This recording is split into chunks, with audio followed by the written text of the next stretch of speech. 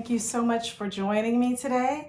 I am Jamilah Thompkins-Bigelow, a children's book author, and today I'm going to read you my picture book, Abdul's Story.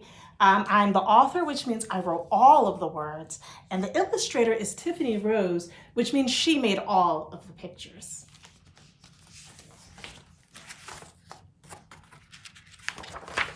The first thing I want to show you is this title page, because on this title page is an eraser. And in this book, erasers are a big problem. The main character, Abdul, erases a lot when he's in class, and it makes it hard for him to write any sentences down. So whenever you hear the word erase in this story, we're going to stop and we're going to pretend we're holding an eraser in our hands, and we're going to go back and forth 3 times like we're erasing. So we're going to say erase and then go 1, 2, 3. Can you do that? Practice with me. Erase. 1, 2, 3. Perfect. Okay. The next thing I want to show you before we get into the story is my dedication and Tiffany Rose's dedication. On the dedication page, I said this book is for my sons, the heroes in my own story. And I am hoping that after you hear this story, you want to write your own stories, your own books, and put your own superheroes in them. And Tiffany Rose dedicated this book to every child with a story in their heart and a pencil in their hand. And so that means that this book is dedicated to you. Now for the story. Abdul loved to tell stories. He had one about the high-stepping kids who collected donations and boots. Another about the teenagers who danced in subway cars. He had one about the bow tie wearing man hawking bean pies on Broad Street, and even one about the woman who sold water ice from her basement on hot summer days. Have you ever eaten water ice or a bean pie? Such sweet, tasty treats. Writing these stories was hard, though. Making lowercase b face the right way was tricky. P and S too. Can you take your finger and make a lowercase b? Sometimes it is tricky knowing which way it goes. Silent letters? Now they were downright sneaky. How could Abdul know there was an E if it never made a sound? Do you know when a silent E goes in a word? Abdul loved straight lines like the ones his barber shaved. But Abdul's scribbly, scratchy, scrawly letters never stayed on any line. I had this problem a lot when I was a kid, and even now sometimes as a grown-up. During writing period, each day he wrote, then erased his mistakes. Wrote, then erased. Wrote, then erased. His classmates had neat sentences. Abdul had smudges. Why write his stories anyway? The people and places in his school books never looked or sounded like the people or places he knew. Some stories are for books, Abdul decided, but not his. Do you think he's right? I kind of want kids dancing in subway trains in a book. One day, Abdul's class had a visitor. Mr. Muhammad had lines straighter than straight around his beard and his hairline. His sneakers, like Abdul's, had not a single crease or scuff. Mr. Muhammad was a writer. He read a story about a watchful boy with hair shaved low and skin the color of night. I love that skin color, don't you? Women braided hair on front steps in this story. Girls with clacking beads jumped rope, and men in white thobes prayed on the sidewalk outside a full storefront mosque. The boy watched over this community. Write new stories with new superheroes, Mr. Muhammad said.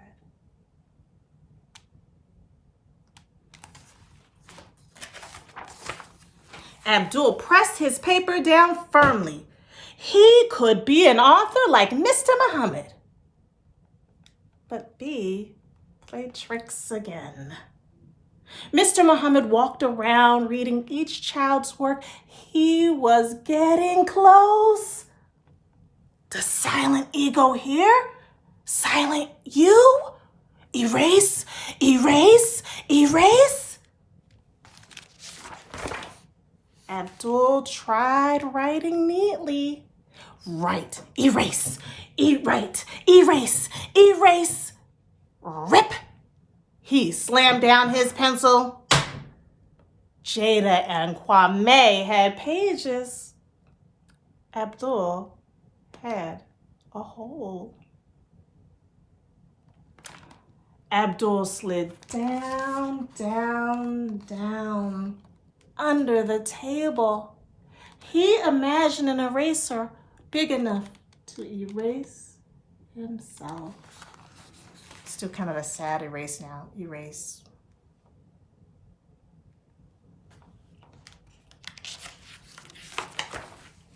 Nice sneaks. Can I see your story? Mr. Muhammad asked. I don't got a story, Abdul whispered.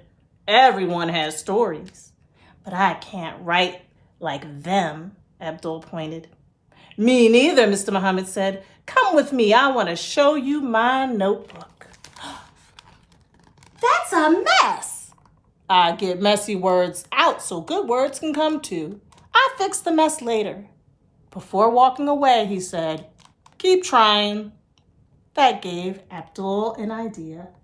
Bismillah, he said. Okay, now, to show you this idea, I want you to pretend you're holding a pencil like this, but don't hold a real pencil, okay? We're just gonna pretend, hold it like this, okay? And we're gonna do what Abdul does. Snap! Or snap the pencil, the imaginary pencil half, snap! Why do you think Abdul snapped his pencil in half? Let's see. Abdul scribbled words and made mistakes without erasing. Oh, I see, he was trying to break himself of that bad habit of erasing everything. He wrote around the hole, filling the page. I wrote a mess like yours, Abdul told Mr. Muhammad. Mr. Muhammad smiled. Find a great story in there. Abdul squinted. He saw words misspelled but wondrous and sloppy-looking sentences he loved. Over the next few days, Abdul rewrote a less messy mess, then an even less messy mess. He smiled when he read his story to himself. But when it was time to hand it in, he didn't feel like smiling. That's sloppy, Jada said. You spelled a word wrong, Kwame added. Abdul slipped his paper under the others. Some kids are writers, Abdul thought, but not me.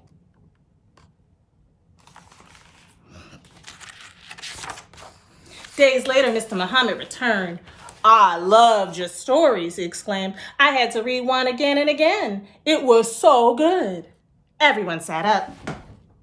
Everyone except Abdul. Kwame whispered, I bet it was mine. I spelled every word right. Jada whispered back, he probably liked mine. I have the best handwriting in the class.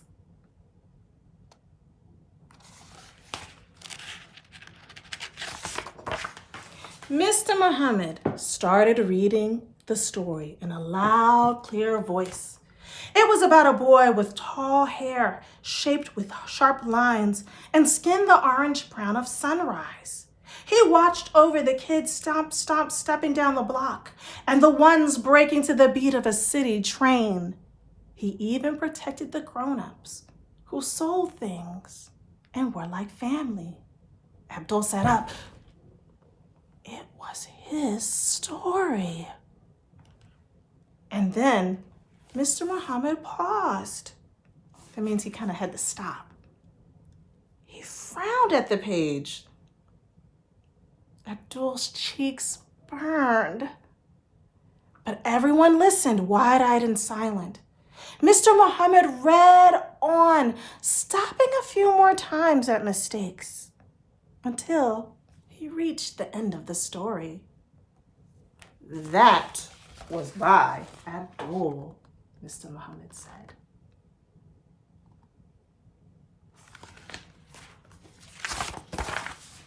Abdul slowly looked up. Everyone stared. Were they smiling and clapping too? Everybody, let's clap for Abdul. Great story, Kwame told Abdul. I loved it, said Jada. When they returned to their writing, Abdul whispered to Mr. Muhammad, "What about my mistakes?" "Writers make mistakes. We'll work on them." And as they worked, Abdul thought, some people are writers, and I am one of them. And you are too. Thank you so much for listening.